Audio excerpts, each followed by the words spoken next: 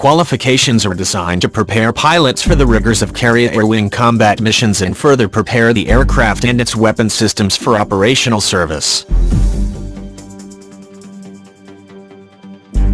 Carl Vinson, Air Operations Officer Commander Joshua Hammond said carrier qualifications are important because they allow Carl Vinson to practice launching and recovering aircraft while helping qualify new pilots, according to a Navy statement from aboard the Carl Vinson.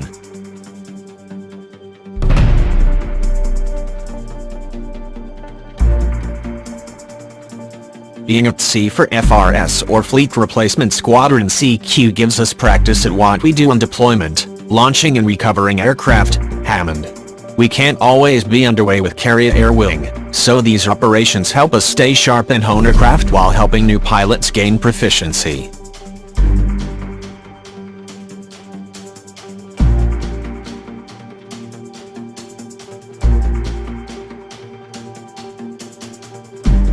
Alongside the carrier qualifications on board the Carl Vinson, the Navy was also conducting testing of a special takeoff mechanism known as the hold-back bar. This is a technology which helps determine key elements of a carrier catapult launch, such as the needed amount of thrust, speed and steadiness determined for a particular airframe.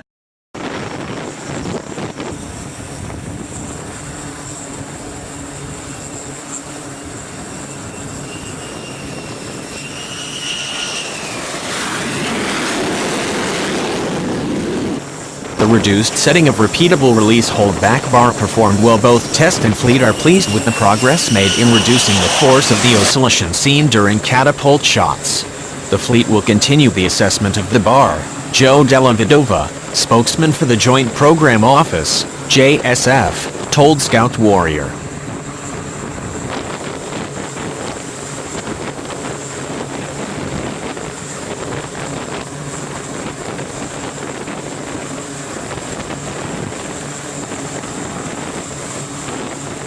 Weapons preparation also continues to progress as part of the Navy's push to bring the F-35C into combat. The F-35C has now been armed with a large, 5,000-pound load of weapons as part of a strategy to prepare the emerging aircraft for air-to-air engagements and air-to-ground attacks against enemy air defenses.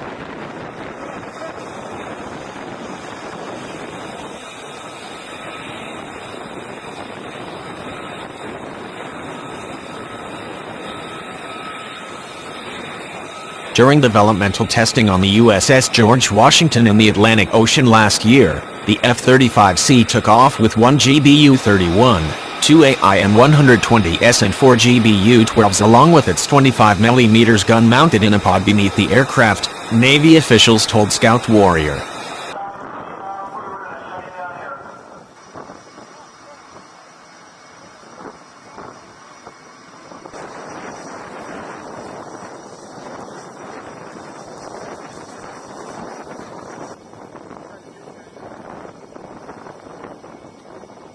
Being engineered for a carrier, the F-35C's 51-foot wingspan is larger than the Air Force's F-35A and Marine Corps F-35B short takeoff and landing variants. The fighter is configured to carry 19,000 pounds of fuel and 18,000 pounds of weapons. It can fire 2 AIM-120 air-to-air missiles and 2 2,000-pound Joint Direct Attack Munitions. The F-35C can reach speeds up to Mach 1.6 and travel more than 1,200 nautical miles.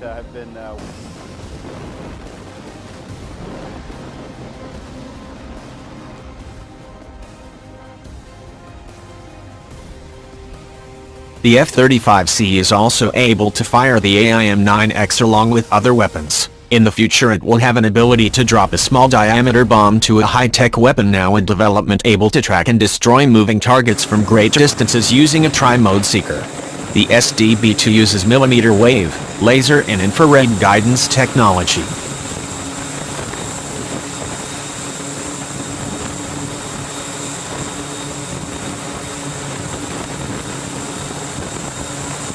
Previous testing of the aircraft involved catapulting the stealth fighter off the aircraft carrier runway deck with a much lighter load of weapons. The full complement of armaments for the F-35C is designed to maximize its potential mission envelope and allow it to drop laser and GPS or guided precision Joint Direct Attack Munitions, use air-to-air weapons in the event that the aircraft needs to dogfight or destroy enemy drones, and fire a 25mm gun.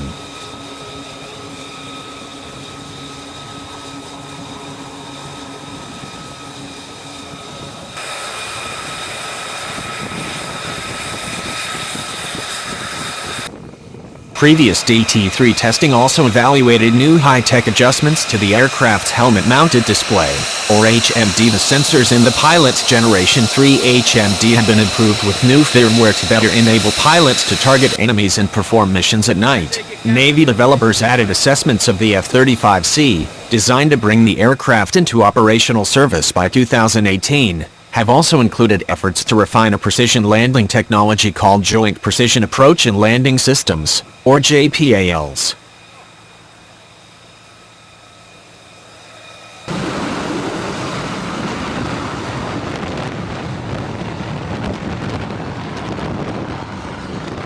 JPALS, slated to be operational by 2019, works with the GPS satellite navigation system to provide accurate, reliable and high-integrity guidance for fixed and rotary wing aircraft, Navy statements said. Also, Navy information described JPALS as a system featuring anti-jam protection to ensure mission continuity in hostile environments. JPALS is a differential GPS that will provide an adverse weather precision approach and landing capability, a Navy statement said.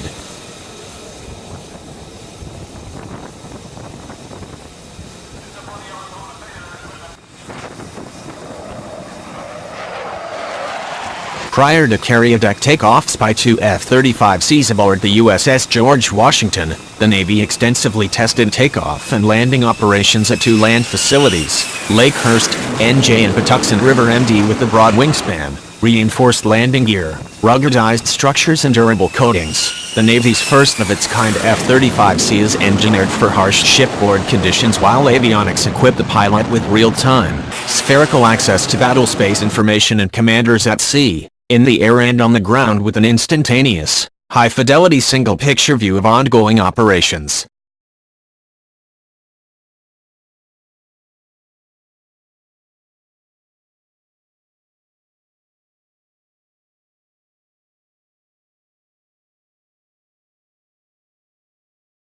The Navy F-35C is the service's first-ever stealthy carrier-launched multi-role attack fighter, engineered to perform a wider range of missions than any carrier aircraft has done before. The emergence of a first-of-its-kind carrier-launched stealth fighter is intended to give the Navy more combat attack flexibility and attack sophisticated enemy air defenses or fortified targets from a sea-based carrier. Such an ability can allow a maneuvering carrier to hold targets at risk from closer proximity if land bases are far from the combat vicinity.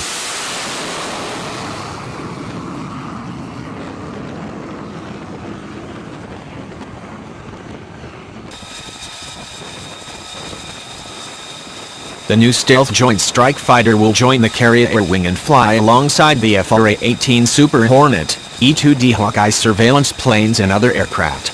Over the next 5 years, the Navy plans to acquire as many as 60 or more of the new fighters, Navy officials have told Scout Warrior as it prepares for F-35C deployment. The Navy anticipates that the new aircraft will deploy to any one of a number of pressing hotspots.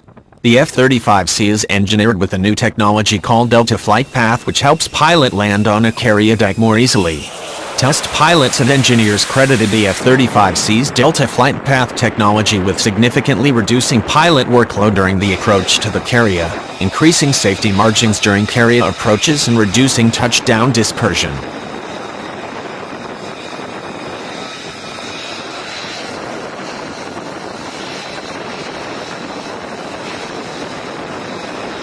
Carrier landing is never easy, as pilots must account for the wind speed, atmospheric conditions and speed of the ship.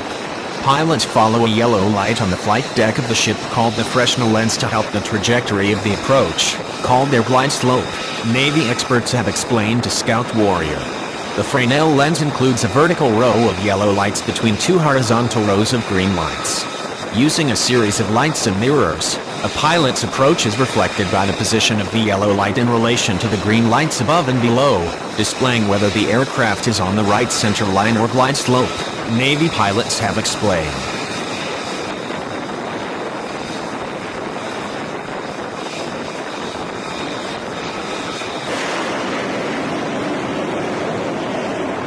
If a pilot is on glide slope, he will see a centered amber ball in between the horizontal green lights. If he goes high on glide slope, he will see the ball rise above the green lights.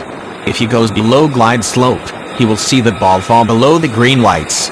Also, in order to properly align for an approach to the flight deck, about 3/4 of a mile away, pilots make a sharp, descending 180-degree turn to slow the aircraft and begin descending from about 600 feet. Takeoff is also intense. Aircraft are able to reach speeds up to 160 knots in about 2.5 seconds as a result of being thrust forward by the steam catapult. The steam catapult generates 520 psi or pounds per square inch of pressure pushing pistons forward. The pistons push cylinders connected to a shuttle attached to a launch bar, which pulls the aircraft forward, Navy officials explained.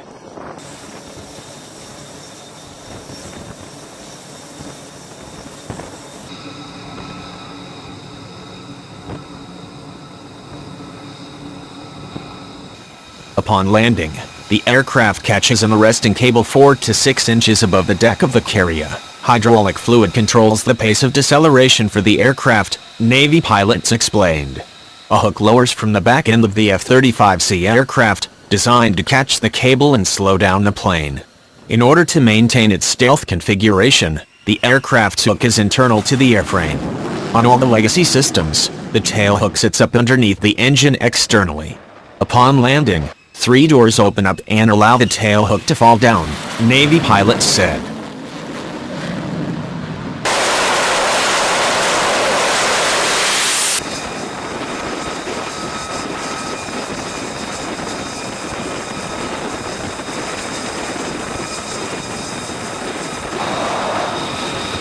The aircraft also needs to be able to withstand what's called a free flight, a situation where the pilot receives a late wave off to keep flying after the hook on the airplane has already connected with the wire, pilots added. The aircraft has gone through several rounds of testing to advance what's called carrier integration and carrier qualification, in effort to seamlessly integrate the new aircraft into the carrier platform and carrier air wing, service officials have explained. Stealthy F-35C carrier aircraft, having a lower radar signature, are expected to deliver advanced attack and air-to-air and intelligence, surveillance and reconnaissance platforms, able to perform a wider range of operations without being detected by an enemy.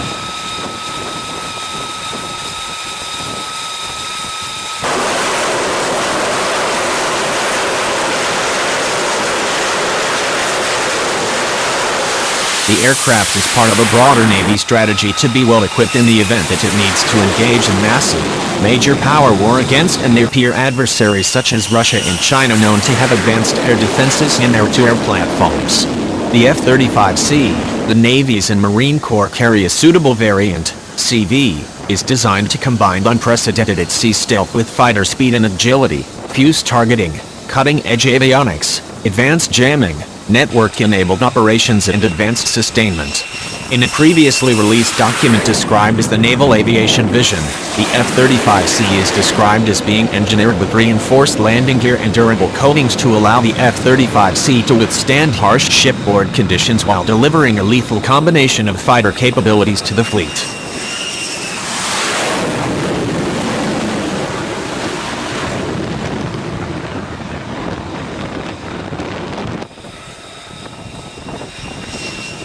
Recent years, the F-35 has been completing stages of developmental testing 3, or DT3, as the third of 3 at-sea test phases for the F-35C.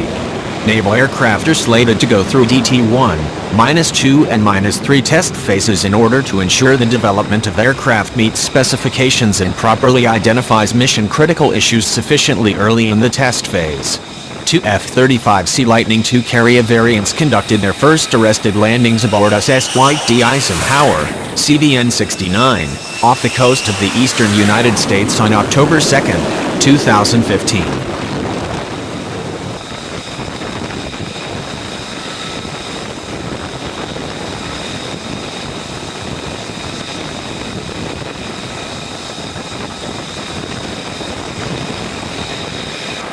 By 2025, the Navy's aircraft carrier-based air wings will consist of a mix of F-35C, F-18E Super Hornets, EA-18G Growlers electronic attack aircraft, E-2D Hawkeye battle management and control aircraft, MH-60R helicopters and carry-on-board delivery logistics aircraft such as the emerging Navy Osprey tiltrotor aircraft variant. Lockheed Martin is the aircraft contractor and Pratt as well Whitney is the engine contractor. Several reports, including on From War is Boring, cite the F-35C cost per plane as more than $337 million.